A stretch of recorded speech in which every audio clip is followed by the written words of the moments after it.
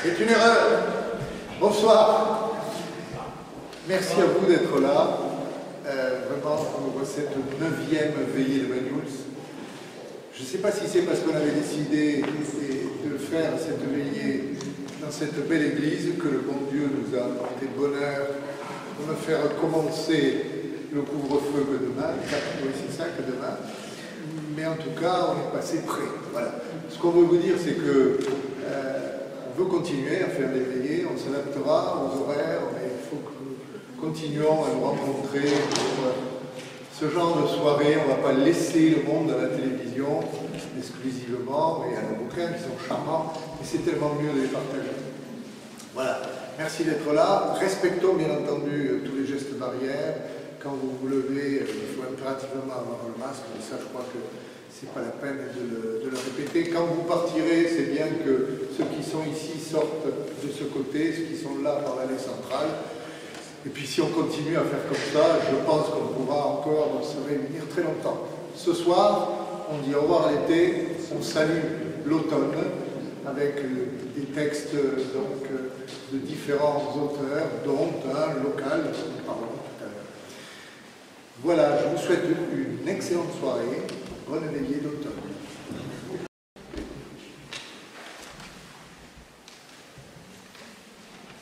Il n'y a pas quelqu'un? Un champignon et 3 marrons sont venus en délégation accompagnés de feuilles mortes. Ils ont frappé à ma porte.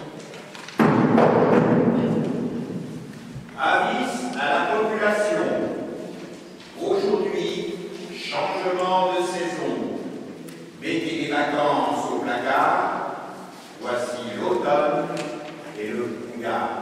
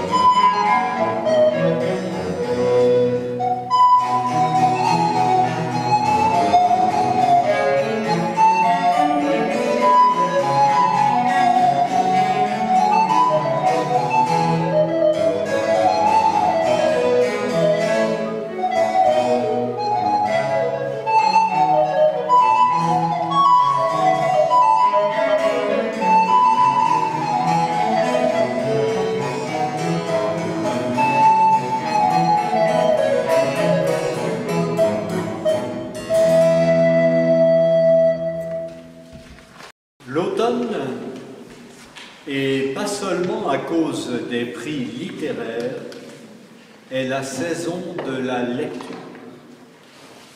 Cela tient à l'humidité de l'air qui alourdit les pages des livres, qui les épaissit jusqu'à les rendre presque comestibles, comme si elles étaient en pâte d'amande, ou que leurs lettres flottaient comme des encres au fond du papier gorgé d'eau. On m'a raconté en Inde que pendant la mousson, l'humidité est telle que des champignons peuvent se former entre les pages des livres fermés. Elle est là, la véritable odeur de l'automne. L'humus véritable des villes, dans l'odeur âcre du papier jauni des librairies d'occasion. On racontait dans la librairie où j'ai longtemps travaillé qu'un jour de déluge, les eaux de la montagne Sainte-Geneviève étaient entrées sous les arcades de la petite boutique et que les livres de poche, dont il restait d'intéressants spécimens, avaient triplé de volume en quelques secondes, comme cette fleur japonaise en papier cher à Proust. J'observe depuis le jaunissement de mes plus anciens livres, les Stendhal et Huysmans, âgés d'un quart de siècle avec une fascination inquiète. Et par paresse estivale ou par prudence de bibliophile, j'attends pour les rouvrir que l'automne ait ramolli leurs tranches et rendu leurs pages desséchées à leur onctuosité première. L'automne est la saison où les livres rajeunissent.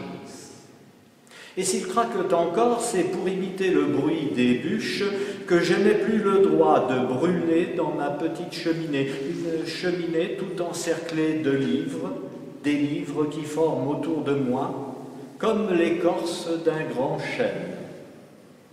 Le collectionneur de livres est un esprit sylvestre. J'ai même trouvé, pour les jours où il ne pleut pas, des moyens de générer une humidité artificielle afin de contrebalancer l'effet desséchant de mes chauffages électriques.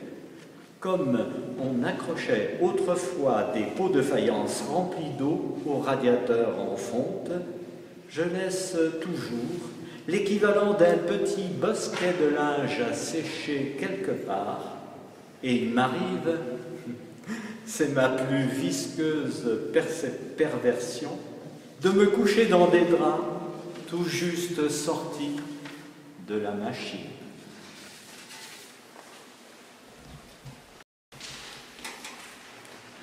Faut-il continuer à nommer nos couleurs d'après d'obscures localités étrangères comme le jaune de Naples, le bleu de Prusse, le terre de Sienne brûlé, ou même le terre d'Ombrie brûlé? Assurément, le pourpre de Tyr a bien dû passer depuis. Ou bien, d'après des articles plus ou moins banals trouvés dans le commerce, chocolat, citron, café, cannelle, ou encore d'après des minerais ou des oxydes que peu d'entre nous n'ont jamais eu l'occasion de voir. Quand nous décrivons la couleur de quelque chose à nos voisins, au lieu de faire allusion à un objet naturel de notre voisinage, pourquoi faut-il que nous en référions à une poignée de terre que nous sommes allés chercher à l'autre bout du monde et qu'on peut sans doute trouver chez l'apothicaire, mais que ni lui ni nous n'avons probablement jamais vu? N'y a-t-il donc pas de terre sous nos pieds et le ciel au-dessus de nos têtes? Le bleu de celui-ci est-il totalement outre-mer? Que savons-nous du saphir, de l'améthyste, de l'émeraude, du rubis, de l'ambre et d'autres pierres du même genre, nous qui citons ces noms à la légère? Laissez ces termes précieux aux ébénistes, aux virtuoses, aux demoiselles d'honneur, aux nababs, aux bégams, aux chocs d'art de l'Hindoustan d'ailleurs. Je ne vois pas pourquoi, depuis la découverte de l'Amérique et de ses bois en automne, nos feuilles ne pourraient pas rivaliser avec les pierres précieuses pour attribuer des noms aux couleurs. En fait, je crois qu'avec le temps, le nom de certains de nos arbres et arbrisseaux, aussi bien que de nos fleurs, entreront dans la nomenclature chromatique populaire. Encore plus important que la connaissance des noms et des nuances de couleurs sont la joie et l'enthousiasme que suscitent ces feuilles colorées. Déjà, ces arbres aux brillantes couleurs qui bordent notre rue, sans autre variété que la leur, valent à eux seuls un jour, voire une semaine de fête annuelle. Ce sont des journées de gala, innocentes et peu chères, à la portée de tous. Un spectacle qu'on peut autoriser en toute quiétude, sans l'aide de comités ni d'organisateurs, qui attire ni les joueurs ni les marchands de robes, et qui n'a pas besoin non plus de la police pour maintenir l'ordre. Il est bien pauvre en vérité, le village de Nouvelle-Angleterre qui, en octobre, n'a pas d'érable dans sa rue. Ce festival d'octobre ne coûte aucune poudre à canon, aucun son de cloche, mais chaque arbre est un mât vivant à la gloire de la liberté, sur lequel flottent 1000 drapeaux multicolores.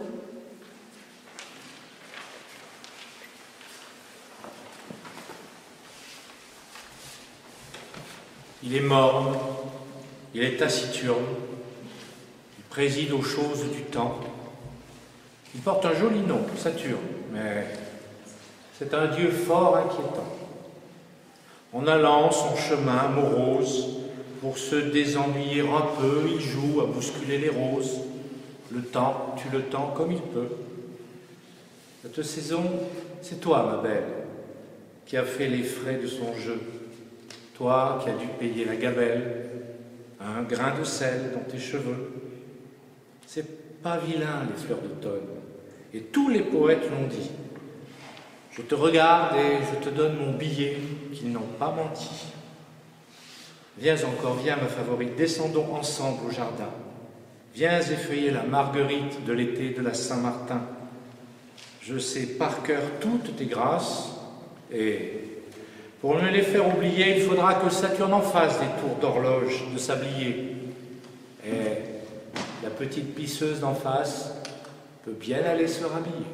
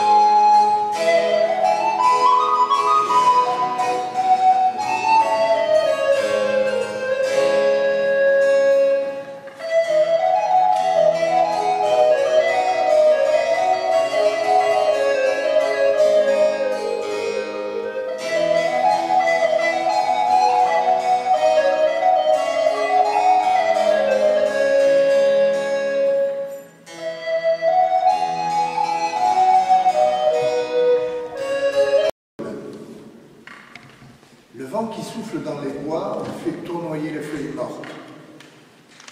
Les châtaigniers sont déjà dépouillés et dressent dans l'air leur noir squelette. Voici que tombent les feuilles des hêtres et des charmes. Les bouleaux et les trembles sont devenus des arbres d'or, et seul, un grand chêne garde encore sa verte couronne. La matinée est fraîche. Un vent aigre agite le ciel gris et rougit les doigts des petits enfants. Pierre, Babet et Jeannot vont ramasser les feuilles mortes, les feuilles qui, naguère, du temps qu'elles vivaient, étaient pleines de rosée et de chants d'oiseaux, et qui maintenant couvrent par milliers le sol de leurs petits cadavres desséchés. Mortes, elles sentent bon. Elles serviront de litière à Riquette, la chèvre, et à Roussette, la vache. Pierre a pris sa hotte, c'est un petit homme. Babé a pris son sac, c'est une petite femme. Jeannot les suit avec la brouette. Ils ont descendu la côte en courant. À l'Orée-du-Bois, ils ont rencontré les autres enfants du village qui viennent aussi faire provision de feuilles mortes pour l'hiver. Ce n'est pas un jeu, c'est un travail. Mais ne croyez pas que ces enfants soient tristes parce qu'ils travaillent. Le travail est sérieux, il n'est pas triste. Bien souvent, on limite pour jouer, et les amusements des enfants reproduisent la plupart du temps les ouvrages des grandes personnes. Voilà les enfants à l'œuvre. Les garçons font leur tâche en silence. C'est qu'ils sont déjà des paysans et que les paysans parlent peu. Il n'en est pas de même des paysannes. Nos petites filles font marcher leur langue tout en remplissant les paniers et les sacs. Cependant, le soleil qui monte réchauffe doucement la campagne. Des toits du hameau s'élèvent des fumées légères comme des haleines. Les enfants savent ce que disent ces fumées. Elles disent que la soupe au pois cuit dans la marmite. Encore une brassée de feuilles mortes et les petits ouvriers prendront la route du village. La montée est rude. Courbés sous le sac ou penchés sur la brouette, ils ont chaud et la sueur leur monte au front. Pierre, Babé et Jeannot s'arrêtent pour souffler. Mais la pensée de la soupe au pois soutient leur courage. Poussant et soufflant, ils arrivent enfin. Leur mère, qui les attend, sur le pas de la porte, leur crie « Allons les enfants, la soupe est prête !» Nos amis la trouveront excellente. Il n'est si bonne soupe que celle qu'on a gagnée.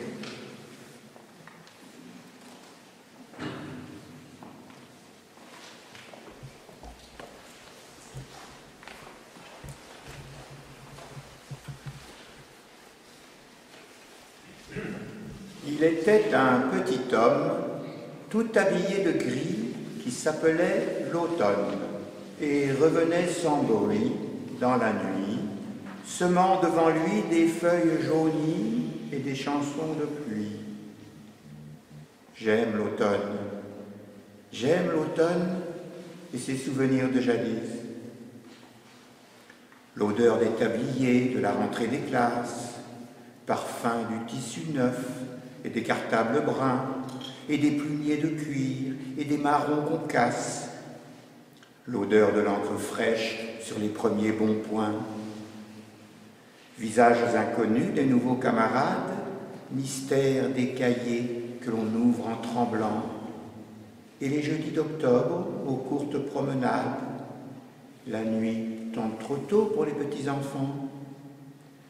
Mais quand on retrouve dans le fond d'une poche un peu du sable de l'été, c'est bien ce jour-là, quand on est un gosse, que l'on apprend à regretter.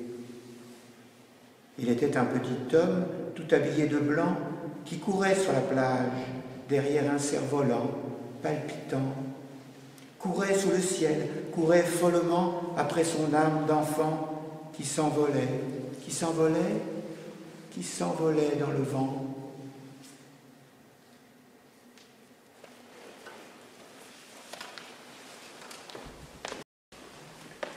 L'automne sourit au flanc des coteaux, en le rouge orgueil des grappes vermeilles. Allons les beaux gars, bottes sur le dos, filles, emportez serpes et corbeilles, et tout en chantant, bras dessus, dessous, dans les vignes d'or, prenez la volée. Allez en vendange et dépêchez-vous. Les raisins sont mûrs, les raisins sont doux. N'attendez pas la gelée, mordant ou frôlant les raisins rosés. Les lèvres ont l'air de raisins farouches. Allons les beaux gars, cueillez des baisers. Filles, pour cela, tendez-leur vos bouches. Et vers le bonheur d'au-dessus de nous, vendangeurs d'amour, prenez la volée. Le temps de vendange et celui d'amour dure dans la vie une nuit de rêve. Hélas, les beaux gars, le bonheur est court. Filles, la jeunesse est encore plus grève. Et l'hiver blanc, fils des automnes roux, glace le baiser qui prend sa volée.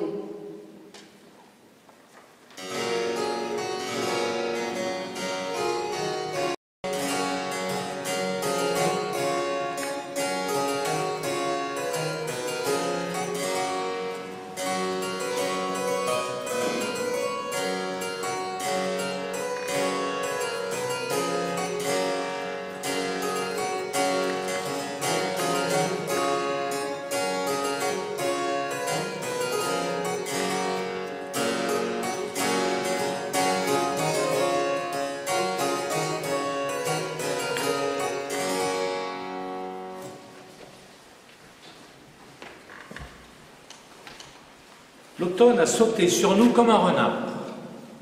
Il eut une sorte de bond souple qu'on entendit tomber sur la terre au cours d'une nuit. Le lendemain, l'automne était là. Il commença par se vautrer lentement dans les prés, il se frottait contre les barrières de peupliers et il laissait de son poil à tous les arbres. En se débattant, il donna un coup de griffe sur un érable et celui-ci se mit à saigner à pleines feuilles. Vers le milieu du jour, les prés commencèrent à fumer. C'était une fumée blanche, comme de la neige, pareille à l'éventement d'un gros tas de cendres. Les chevaux arrêtèrent leur galop, ils s'appelèrent en gémissant, et puis d'un pas lourd, ils gagnèrent le clos des paccages et ils restèrent là, dans l'abri des peupliers, tête basse, frémissant de toute leur peau. Cette fumée des prés, j'en cueillis un gros flocon en dressant ma main en l'air. C'était froid dans ma paume et un peu gluant. Je regardais, j'avais la main pleine de petites étoiles blanches. Des fleurs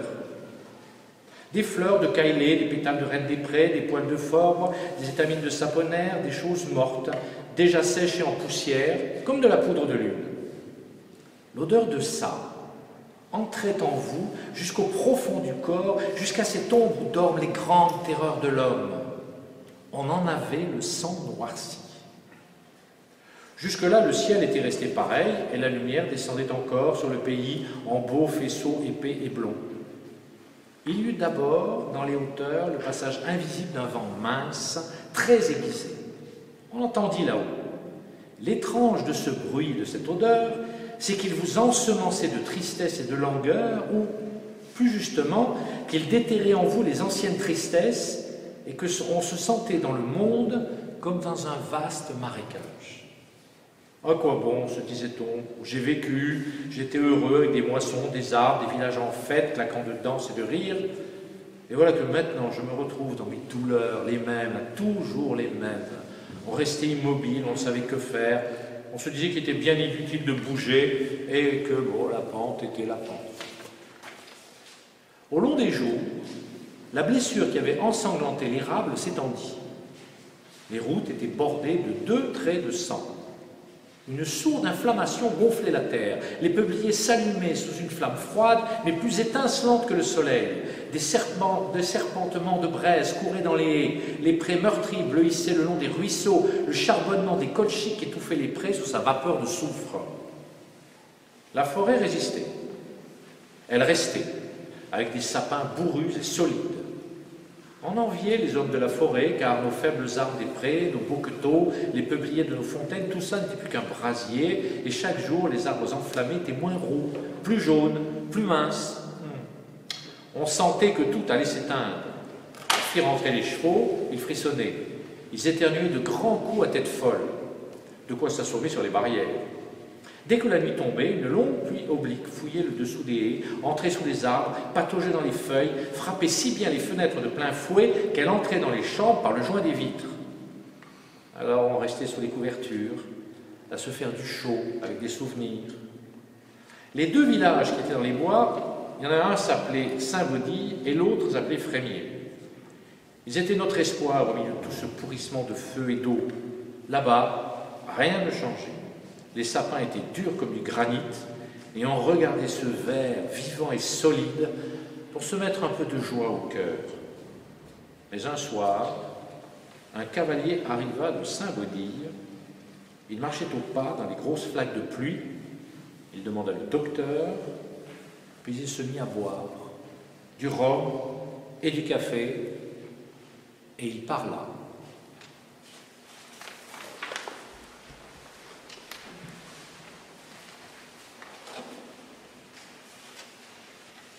Je ne t'aime plus comme avant. Et toi? Ne mens pas de la sorte. Je sens ton baiser dans le vent tomber comme une feuille morte. Qu'importe, au fond du bois glacé coule encore la sève éternelle. Notre amour vient de trépasser, crions, vive l'amour, ma belle. Nous sommes là deux amoureux, deux, au bois où l'hiver va s'abattre. Mais quand fleuriront les coucous, ah, combien serons-nous? 4. Ce n'est pas la peine de pleurer, puisque l'on n'en a pas envie. D'autres galants vont t'adorer, et j'ai confiance en la vie. Car ici-bas, les amours sont comme ces rouges vers de terre que la bêche met en tronçon un jour dans un coin de parterre. Pas besoin de se dire adieu en faisant des cérémonies. Nous nous reverrons en ce lieu, parmi les choses rajeunies. Nous nous retrouverons, berçant un nouvel amour, l'un et l'autre, et nous saluerons en passant ces amours, les petits d'une autre.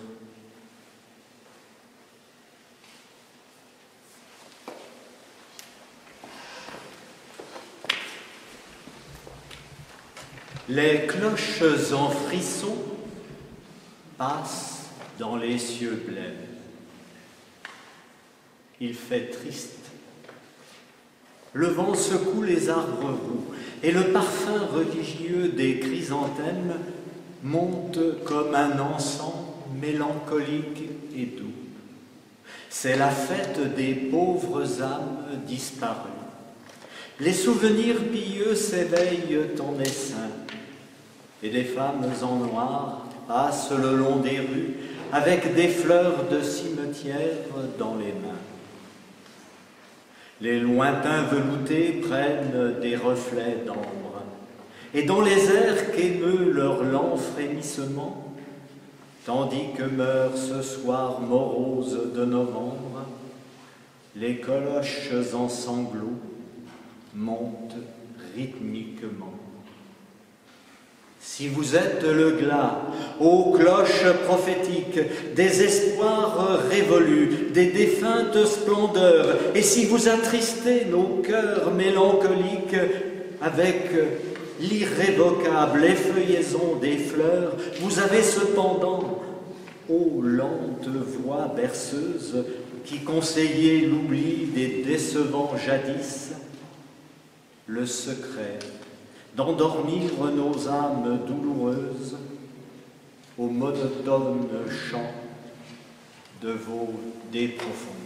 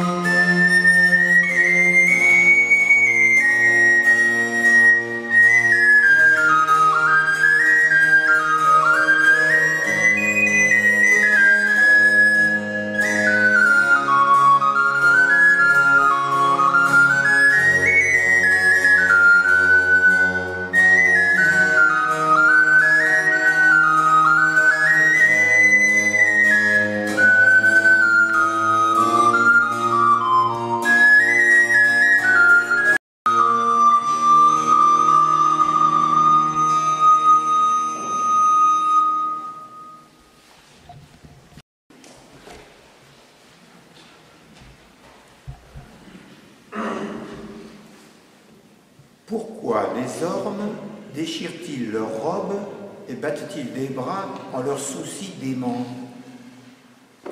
La paix dorée de l'été les a abandonnés. Perdus, les clés d'or, les primes verts du bonheur dans l'herbe grise. Tombés dans l'abîme, les serments de l'amour. Le grand roi au savoir étrange, seigneur de la forêt, renonce au combat contre les nuages et laisse choir son sceptre rouillé. La pomme de sagesse et les joyaux de sa couronne pourrissent. Les feuilles se détachent des troncs comme blessées, comme des mains blessées qui planent.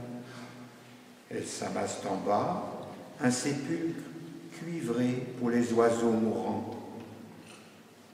Et dans les ruines du donjon aux oiseaux habite encore un le hibou nocturne dont les grands yeux éclairent le destin.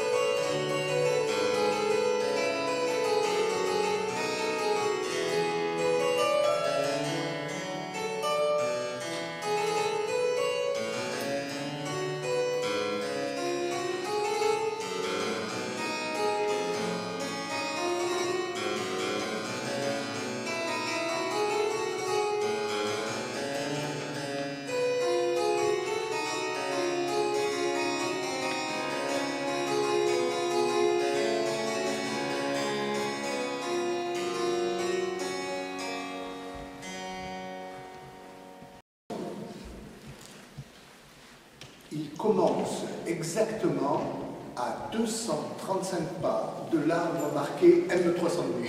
J'ai compté les pas. Vous êtes allé au col La Croix?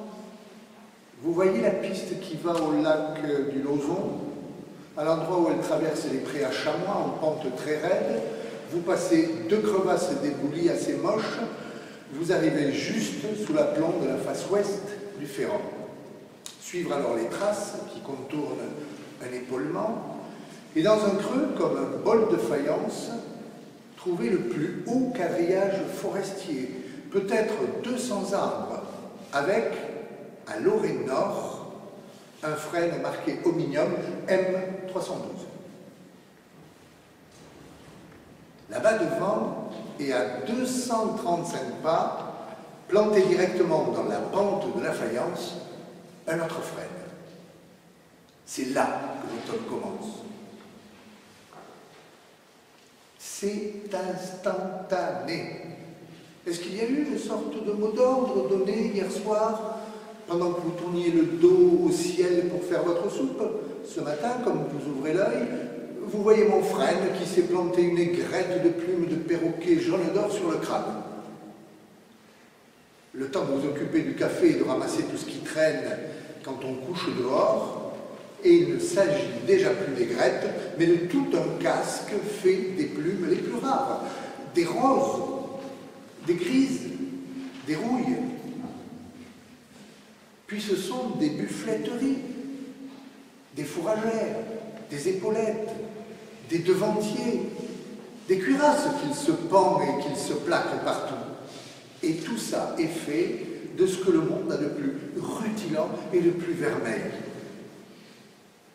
En Enfin, le voilà dans ses armures et fanfreluches complètes de prêtre guerrier qui frottaille de petites crécelles de bois sec.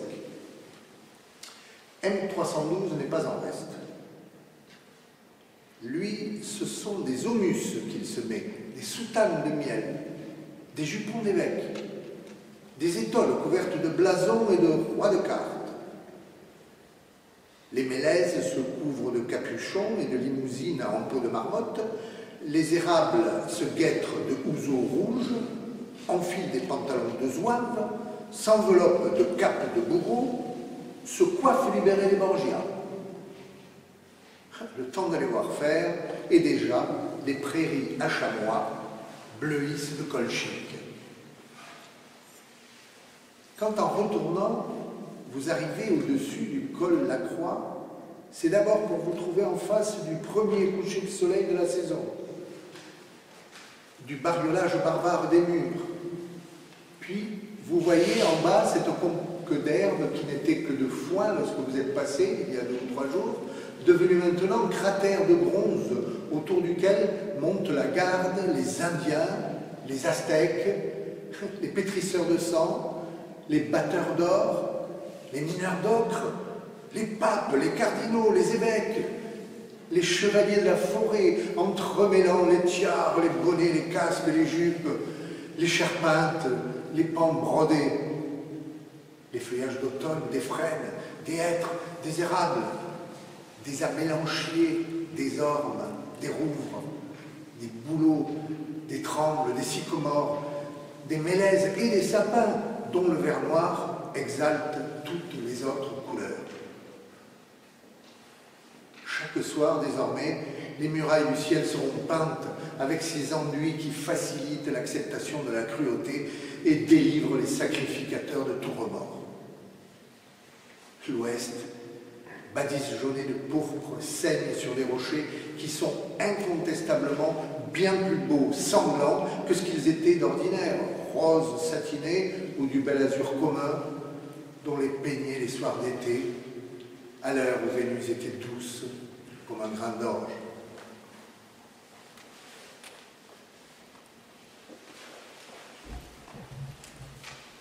Regarde, c'est ta fête aujourd'hui sur la terre. La nature épuisée et lasse comme toi. La vigne vierge et le mûrier pariétaire traînent comme un manteau fané de l'été roi. C'est l'automne sur les jardins et sur toi-même. Le ciel a la douceur d'une robe de lin et le cortège échevelé des chrysanthèmes épanouit pour toi les grâces du déclin. Les femmes du Conflent reviennent des fontaines. C'est la saison du calme et de l'apaisement. La saison qui convient aux âmes plus sereines pour goûter ton exemple et ton enseignement. Vois, le musicien, l'artiste et le poète sont venus t'arracher ce soir à tes sillons pour célébrer ces géorgiques, car ta fête est la fête de la beauté du Roussillon. Reste debout dans les clartés et dans les arbres, heureux parmi les soirs qui passent, et pareil à ce grand canigou de lumière et de marbre, de qui les neiges d'or chantent dans le soleil.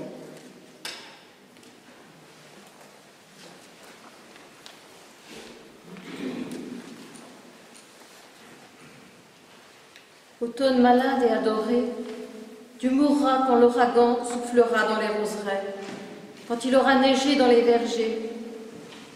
Pauvre automne, meurs en blancheur et en richesse de neige et de fruits mûrs.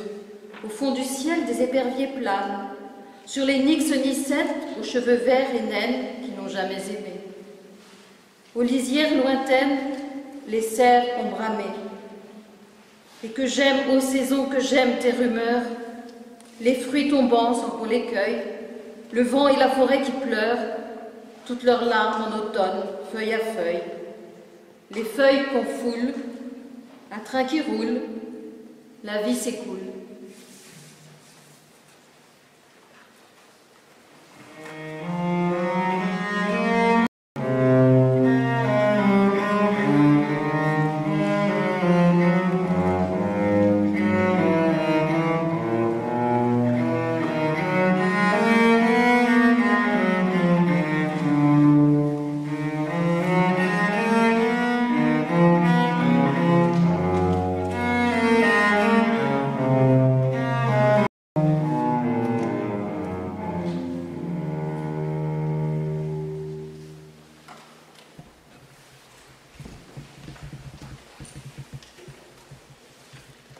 J'aime l'automne.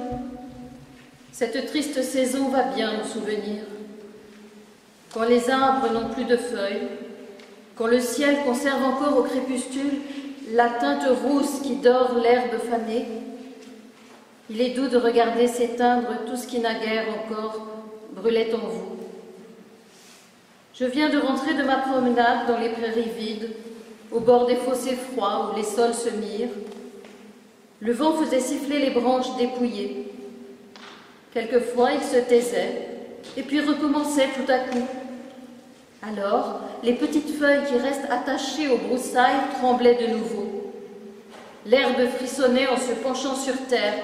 Tout semblait devenir plus pâle et plus glacé. À l'horizon, le disque du soleil se perdait dans la couleur blanche du ciel et le pénétrait alentour d'un peu de vie expirante. J'avais froid et presque peur. Je me suis mise à l'abri derrière un monticule de gazon. Le vent avait cessé. Je ne sais pourquoi, comme j'étais là, assise par terre, ne pensant à rien, et regardant au loin la fumée qui sortait des chaumes, ma vie entière s'est placée devant moi comme un fantôme. Et l'amer parfum des jours qui ne sont plus m'est revenu, avec l'odeur de l'herbe séchée et des bois morts. Mes pauvres années ont repassé devant moi, comme emportées par l'hiver dans une tourmente lamentable. Quelque chose de terrible les roulait dans mon souvenir, avec plus de furie que la brise ne faisait courir les feuilles dans les sentiers paisibles. Une ironie étrange les frôlait et le retournait pour mon spectacle, et puis toutes s'envolaient ensemble et se perdaient dans le ciel morne. Elle est triste, la saison où nous sommes. On dirait que la vie va s'en aller avec le soleil. Le frisson vous court dans le cœur comme sur la peau. Tous les bruits s'éteignent, les horizons pâlissent. Tout va dormir ou mourir. Je voyais tantôt les vaches rentrer. Elles beuglaient en se tournant vers le couchant. Le petit garçon qui les chassait devant lui avec une ronce grelottait sous ses habits de toile. Elle glissait sur la boue en descendant la côte et écrasait quelques pommes restées dans l'herbe. Le soleil jetait un dernier adieu derrière les collines confondues. Les lumières des maisons s'allumaient dans la vallée. Et la lune, l'astre de la rosée, l'astre des pleurs, commençait à se découvrir d'entre les nuages et à montrer sa pâle figure.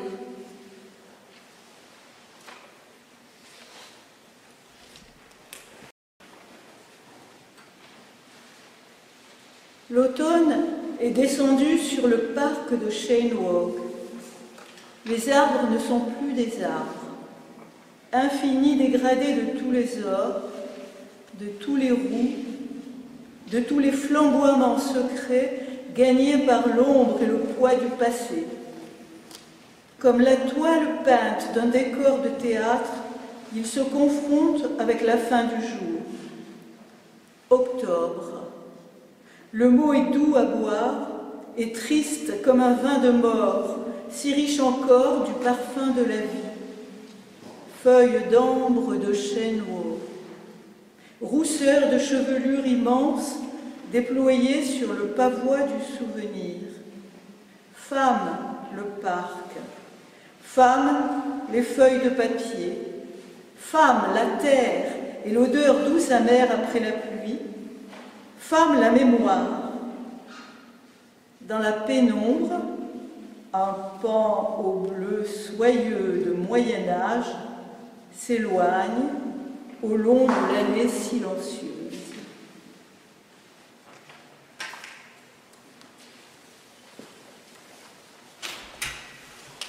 Le pré est vénéneux, mais joli en automne.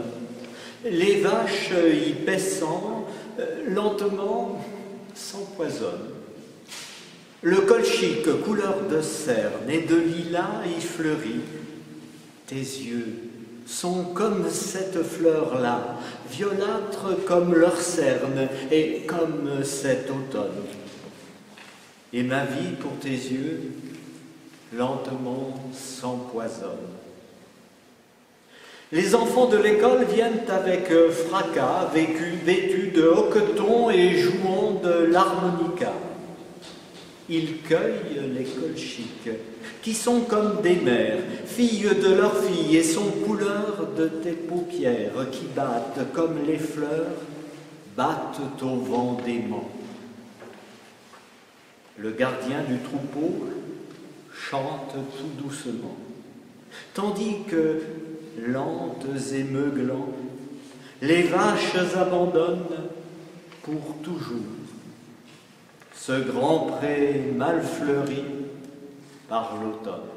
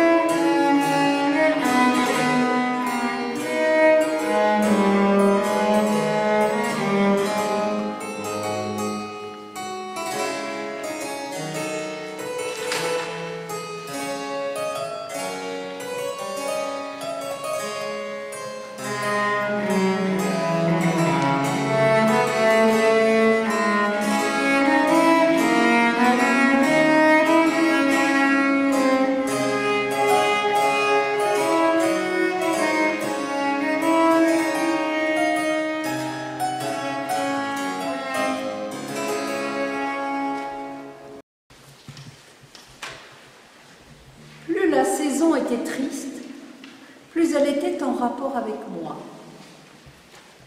Un caractère moral s'attache aux scènes de l'automne. Ces feuilles qui tombent comme nos ans, ces fleurs qui se fanent comme nos heures, ces nuages qui fuient comme nos illusions, cette lumière qui s'affaiblit comme notre intelligence, ce soleil qui se refroidit comme nos amours, ces fleuves qui se glacent comme notre vie ont des rapports secrets avec nos destinées. Je voyais avec un plaisir indicible le retour de la saison des tempêtes, le passage des cygnes et des ramiers, le rassemblement des corneilles dans la prairie de l'étang et leur percher à l'entrée de la nuit sur les plus hauts chênes du Grand Maine. Lorsque le soir élevait une vapeur bleuâtre au carrefour des forêts, que les complaintes ou les laits du vent gémissaient dans les mousses flétries, j'entrais en pleine possession des sympathies de ma nature. Le soir, je m'embarquais sur l'étang, conduisant seul mon bateau au milieu des joncs et des larges feuilles flottantes du nénuphar. Là se réunissaient les hirondelles, prêtes à quitter nos climats. Je ne perdais pas un seul de leurs gazouillis. Elles se jouaient sur l'eau au tomber du soleil, poursuivaient les insectes, s'élançaient ensemble dans les airs, comme pour éprouver leurs ailes, se rabattaient à la surface du lac, puis se venaient suspendre aux roseaux que leur poids courbait à peine et qu'elles remplissaient de leurs ramages confus.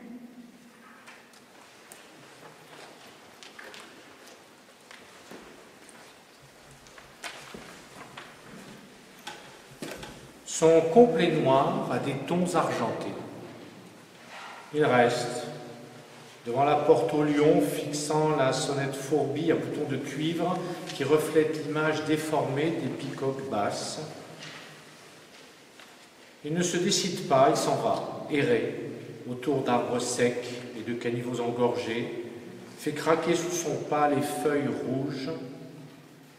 Dans l'épicerie, la flamme d'une chandelle à sa fin vacille près des salaisons et, derrière son front, passent les vieilles pensées.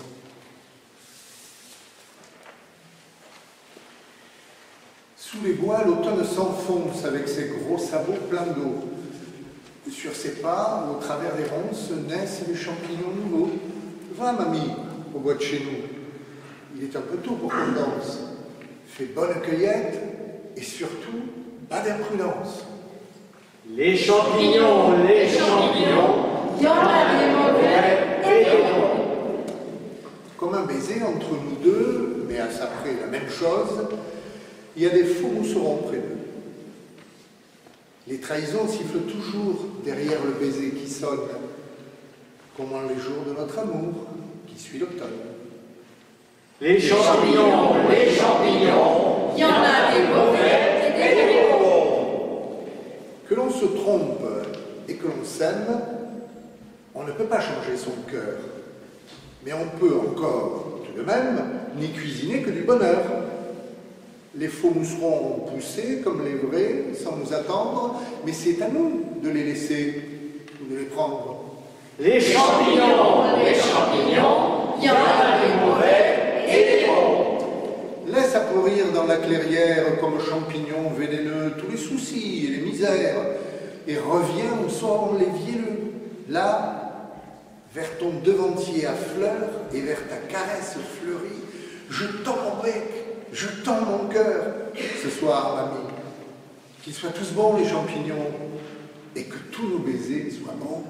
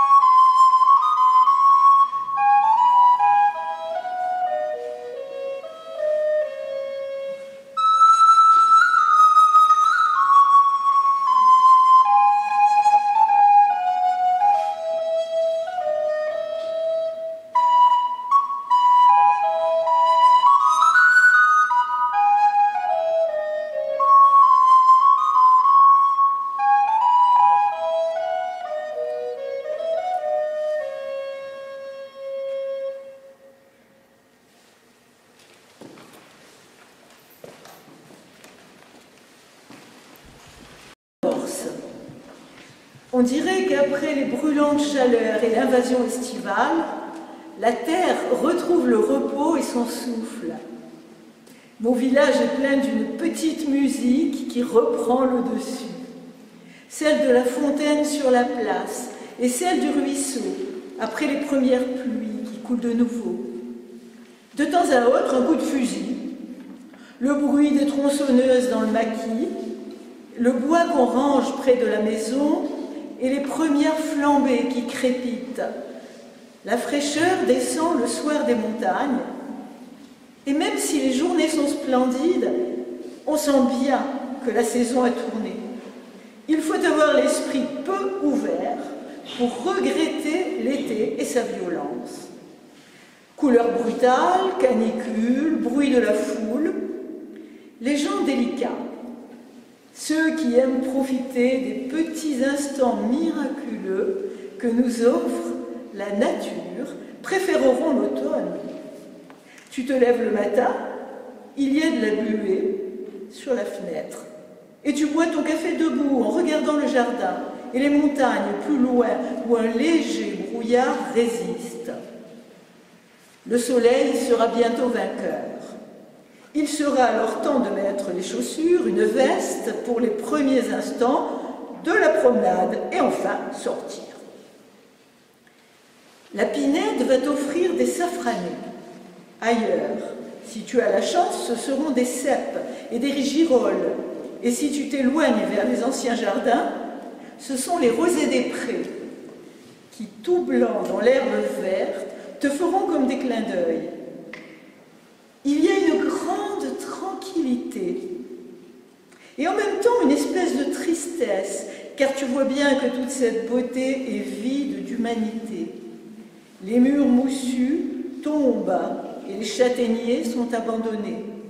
Les châtaignes, elles roulent, elles piquent et se laissent cueillir comme des bijoux marrons qui luisent dans un écrin entrouvert.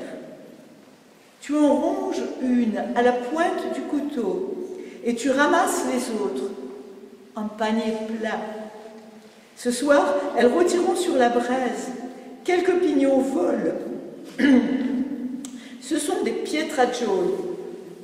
Les ramiers ne sont pas encore arrivés. Il paraît que, dans le temps, ils étaient si nombreux qu'ils formaient des nuages, masquant la lumière du jour. Les coups de fusil de tout à l'heure te paraissent moins amusants tout à coup. D'en haut, de la crête, tu vois le village et quelques rares fumées qui montent droit dans le ciel. Des silhouettes qui se hâtent vers le camion du boulanger. Un peu de pain, un bout de charcuterie près de la source glacée, et tu redescendras vers les maisons, les joues rouges et l'âme en paix. L'automne est une saison heureuse pour qui sait voir, entendre et sentir.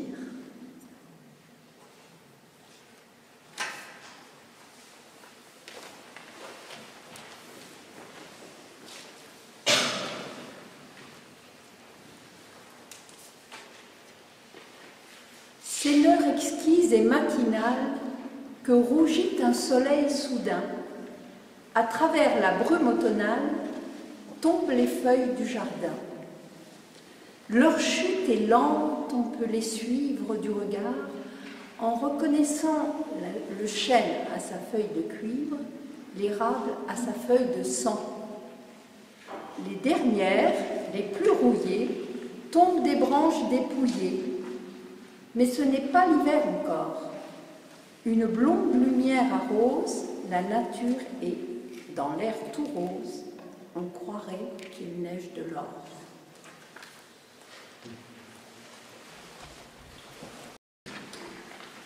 Dans le brouillard s'en vont un paysan cagneux et son bœuf, lentement, dans le brouillard d'automne qui cache les hameaux pauvres et vergogneux.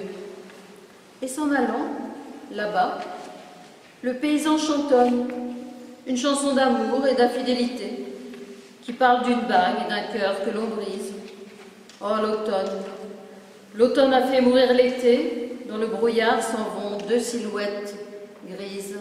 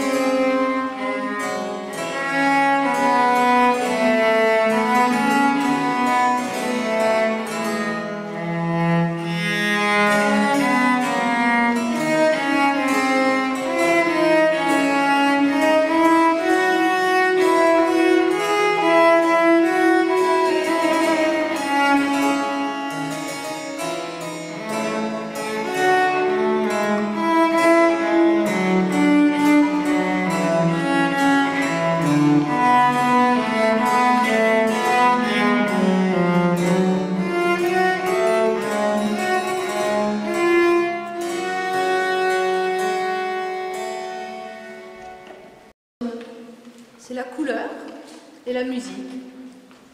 Toutes les gammes de couleurs y sont, les champs reverdis, La terre nue, fraîchement remuée et toute humide, nous fait voir tous les bruns possibles.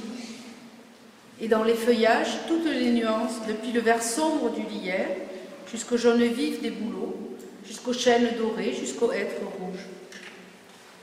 Les dernières fleurs sont d'une couleur riche aussi, et bien lavées, bien éclairées, doucement éclairées tout autour par cette lumière blanche qui flotte partout. On oublie le soleil, ce sont les feuillages et les fleurs qui éclairent. Quand la nuit vient, toutes ces couleurs sont éteintes, le vent fait toutes les musiques, un feu vif, une vieille porte bien sèche, une maison sonore, cela donne des concerts. Mais quand la tempête s'y met, c'est bien mieux. On y entend des voix, des plaintes, des colères, non sans tristesse, non sans joie aussi par contraste, parce qu'on est au coin du feu. Mais il faut tuer cette littérature et ces sentiments de société si l'on veut saisir la plus profonde poésie de la chose. Il est vrai que le vent vient de loin. On entend qu'il vient de loin non seulement par les bruits qu'il fait, mais par les bruits qu'il apporte. Il a secoué les arbres de la vallée. Il m'apporte le bruit qu'il y a fait. Toute cette forêt vient jusqu'à ma fenêtre. L'image est dans la chose même, si on discerne bien ce qui en est. C'est souvent quand nous croyons rêver et inventer que nous percevons le mieux.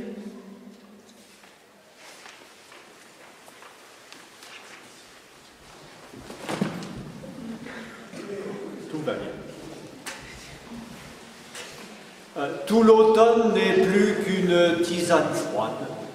Les feuilles mortes de toutes essences macèrent dans la pluie. Pas de fermentation, de création d'alcool. Il faut attendre jusqu'au printemps l'effet d'une application de compresse sur une jambe de bois. Le dépouillement se fait en désordre. Toutes les portes de la salle de scrutin s'ouvrent et se ferment, claquant violemment. Au panier, au panier! La nature déchire ses manuscrits, démolit sa bibliothèque, gaule rageusement ses derniers fruits. Puis elle se lève brusquement de sa table de travail. Sa stature, aussitôt, paraît immense. Décoiffée, elle a la tête dans la brume, les bras ballants. Elle aspire avec délice le vent glacé qui lui rafraîchit les idées. Les jours sont courts, la nuit tombe vite. Le comique perd ses droits. La terre dans les airs parmi les autres astres reprend son air sérieux. Sa partie éclairée est plus étroite, infiltrée de vallées d'ombre. Ses chaussures, comme celles d'un vagabond, s'imprègnent d'eau et font de la musique. Dans cette grenouillerie, cette amphibiguïté salubre, tout reprend force, saute de pierre en pierre et change de pré. Les ruisseaux se multiplient. Voilà ce qui s'appelle un beau nettoyage et qui ne respecte pas les conventions. Habillés comme nus, trempés jusqu'aux os. Et puis cela dure. Ne sèche pas tout de suite. 3 mois de réflexion salutaire dans cet état, sans réaction vasculaire, sans peignoir, ni gants de crin. Ah mais, sa forte constitution y résiste. Aussi, lorsque les petits bourgeons recommencent à pointer, savent-ils ce qu'ils font et de quoi ils retournent? S'ils se montrent avec précaution, gourds et rougeaux, c'est en connaissance de cause. Ah mais là, commence une autre histoire qui dépend peut-être, mais n'a pas l'odeur de la règle noire qui va me servir à tirer mon trait sous celle-ci.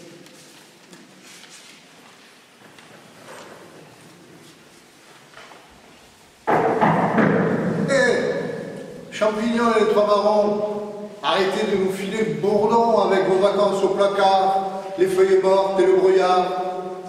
Rassurez la population, l'automne n'est pas désolation, tristesse, regret, mélancolie.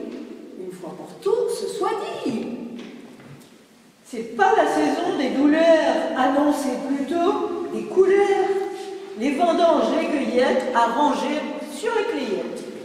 Les violons de l'automne ne font pas que des sanglots longs.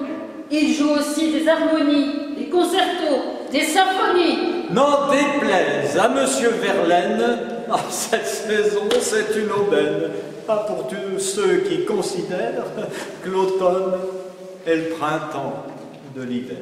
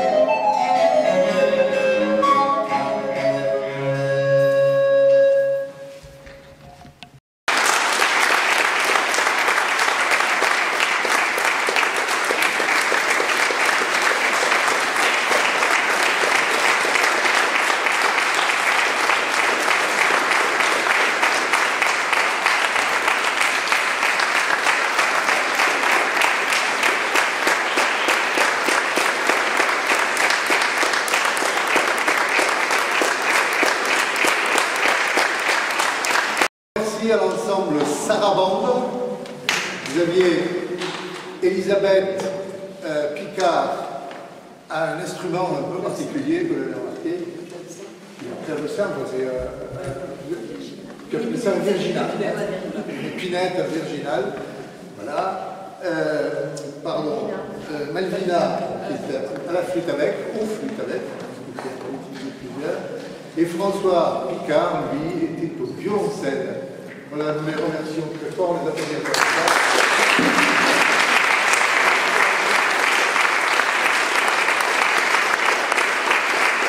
Merci également à Banouls Images. Banouls Images nous a fait ce magnifique diaporama. Jean-Pierre Delambre est là, qui est en train de filmer, qui est responsable de cette magnifique association. Il est un excellent photographe. Donc, je sais qu'il y en a parmi vous qui sont, si vous voulez bien venir, vous montrer, qui avaient tiré des photos. Et, il y en a plusieurs, je crois. Allez, Jean-Pierre, venez ici.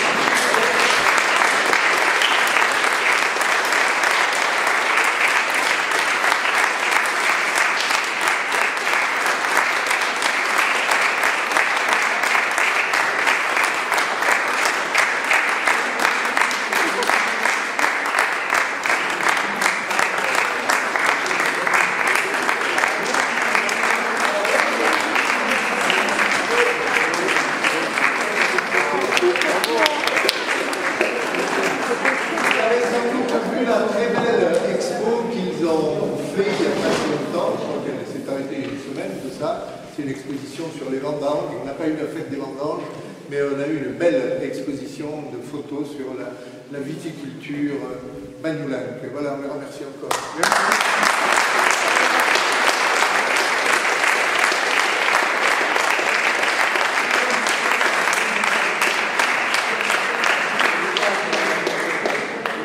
Cet hiver, en décembre, on va essayer de retrouver le printemps de la vie parce qu'on vous parlera de la jeunesse, de l'enfance.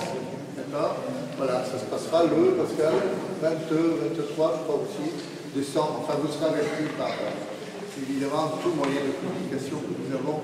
Vraiment, merci d'être là. Ça me fait plaisir, chaud au cœur, d'avoir une église belle comme ça. Et j'en profite pour remercier M. le curé, qui généreusement nous a prêté ce lieu, qui, avec une soirée comme ça, retrouve un peu son esprit d'autrefois. Parce que quand elle a été construite, cette église, eh bien, à l'époque, on y mangeait, on y buvait, on y dormait dans l'église, on y faisait du théâtre, on mettait en scène l'évangile et tout ça, avec des acteurs, tout ça. On a remis un peu le goût premier de cette église, avec cette soirée, on est particulièrement content de l'avoir fait. Voilà. Merci beaucoup.